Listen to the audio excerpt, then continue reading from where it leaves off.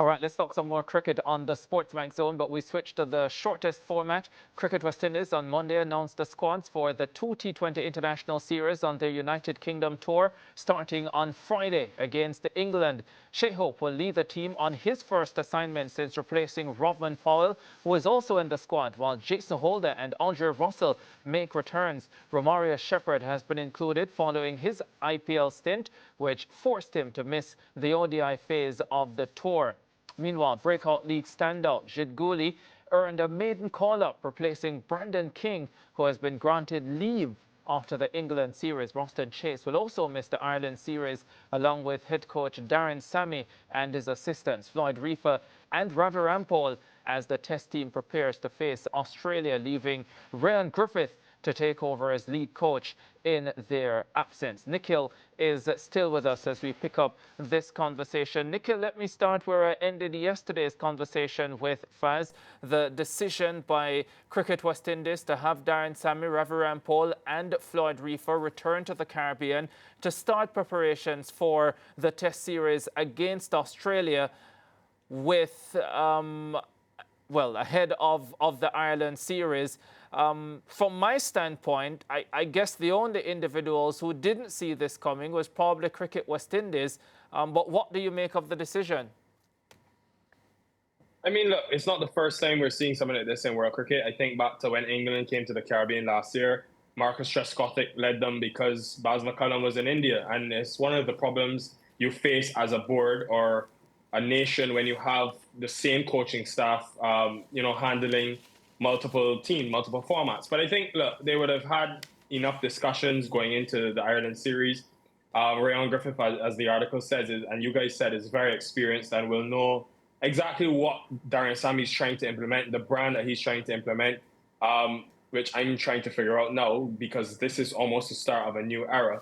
But I don't think it's a massive deal, and I can see pretty much why they're placing a priority on the new cycle and how important it is to get a win in that Australia Test series. Yeah, Nikhil, I know we're talking about T20 international cricket, but I'm less concerned about what will happen to the T20 international team in Ireland, and I am more concerned with a multi-format coach having more situations like these where the preparation for test matches is not as it should be, limited because the coach might be focusing on a one-day international series, and we know how quickly these series follow in the modern game.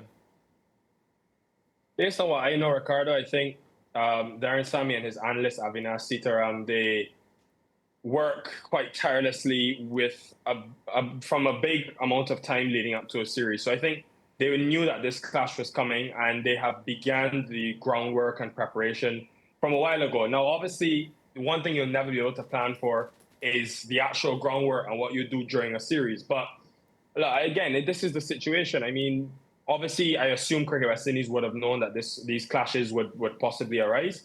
And it'll probably be now a case of a priority basis, and probably on the West Indies to enhance and develop a few more coaches under Darren Sammy, and maybe that's why he was at the breakout T20, so that if this comes up a bit more, you have guys who can step in, who understand the formula and blueprint that he's trying to create.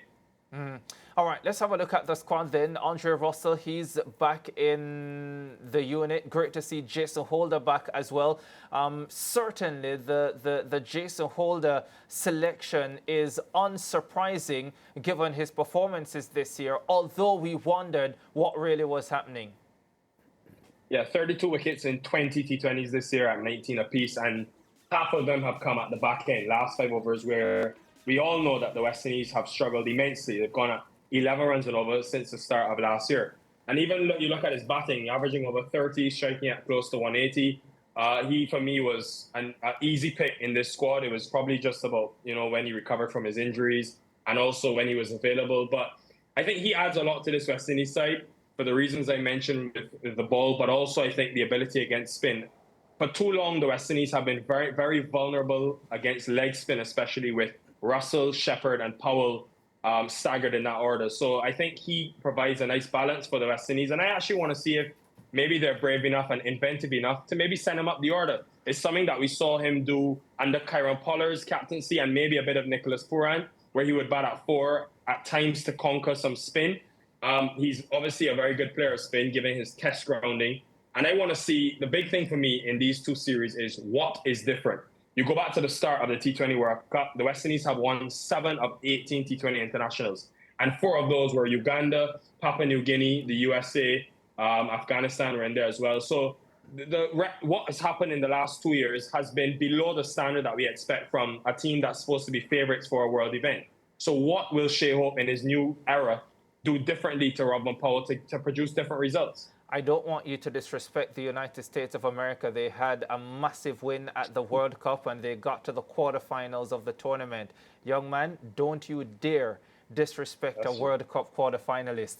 But anyhow, goalie in this squad for the Ireland leg of the tour, how important was it for a top performer from the Breakout League to be given an opportunity, if for nothing else, to show that, hey, this league is important, and if you perform here, there are opportunities for you?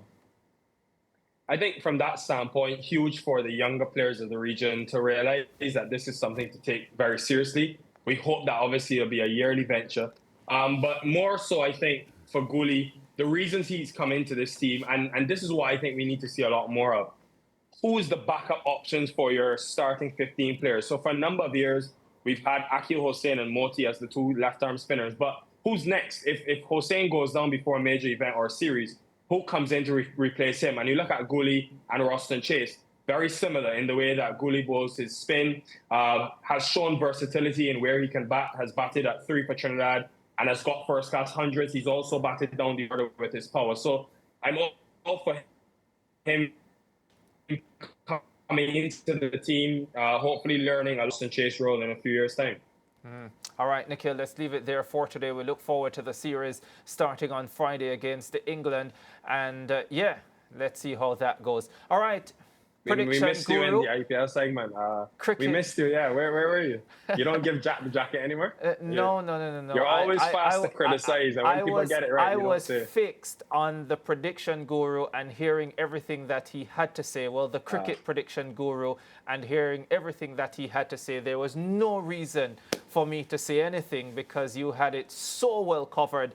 And by the way, you said that your classes would be inexpensive. I think you should make them expensive because they shouldn't be for just anybody. You should be able to afford tutoring at that level. Yeah?